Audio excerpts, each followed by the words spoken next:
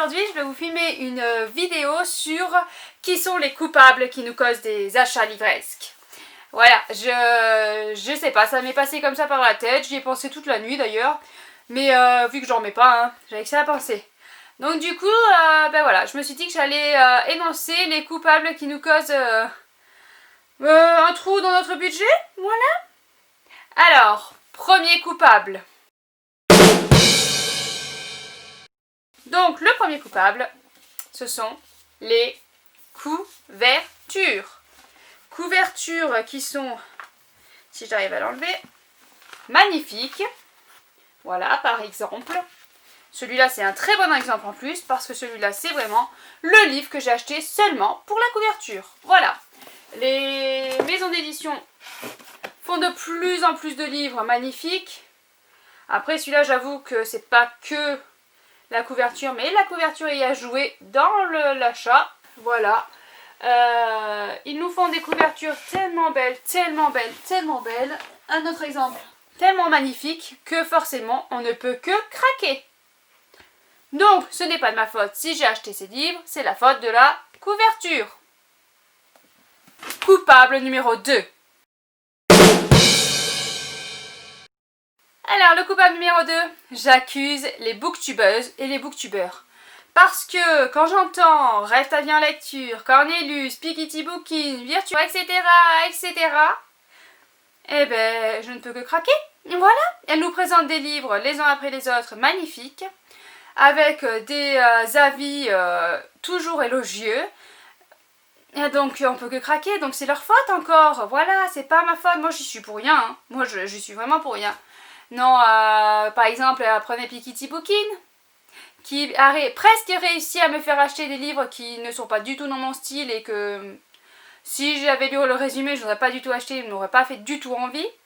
Alors que avec la façon dont elle en parlait, j'avais presque envie de me l'acheter de suite et de me le lire de suite. Que voulez-vous? Voilà. Je sais plus ce que c'était, c'était un livre sur des bikers et moi c'est voilà, c'est quelque chose que je n'aime pas forcément. Moi j'aime bien les bikers, mais le monde des bikers et enfin tout ce qui s'ensuit derrière, ça m'intéresse pas spécialement du tout. Et elle l'a tellement bien vendu, tellement élogieux et tout ça, que je l'ai presque noté dans ma wishlist.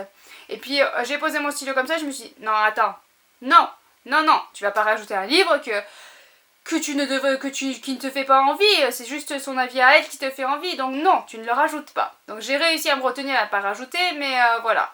Ça m'arrive souvent de rajouter des livres par rapport aux avis des booktubeuses.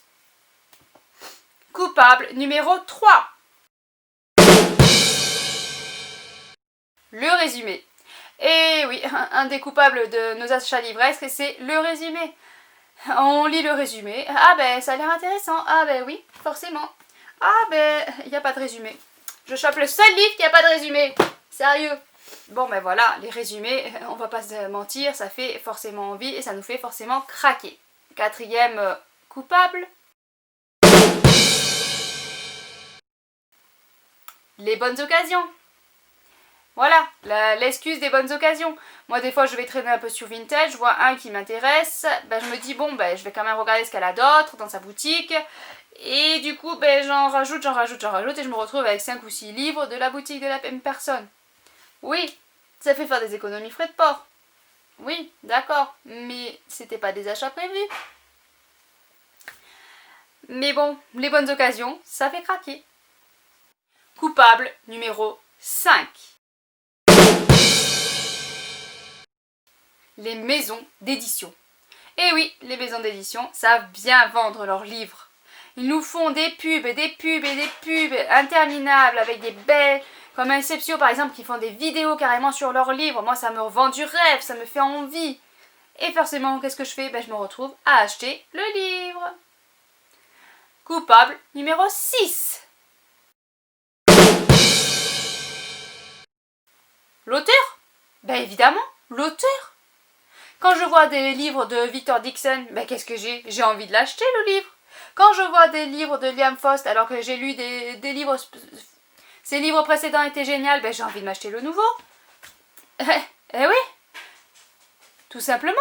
Quand je vois des auteurs qui sortent leurs livres, que j'ai aimé leur précédent livre, eh ben, ça me fait envie d'acheter ceux qui sortent après. Donc l'auteur est aussi coupable. Bon ben voilà, j'ai essayé d'en trouver d'autres, mais j'en ai pas trouvé spécialement d'autres.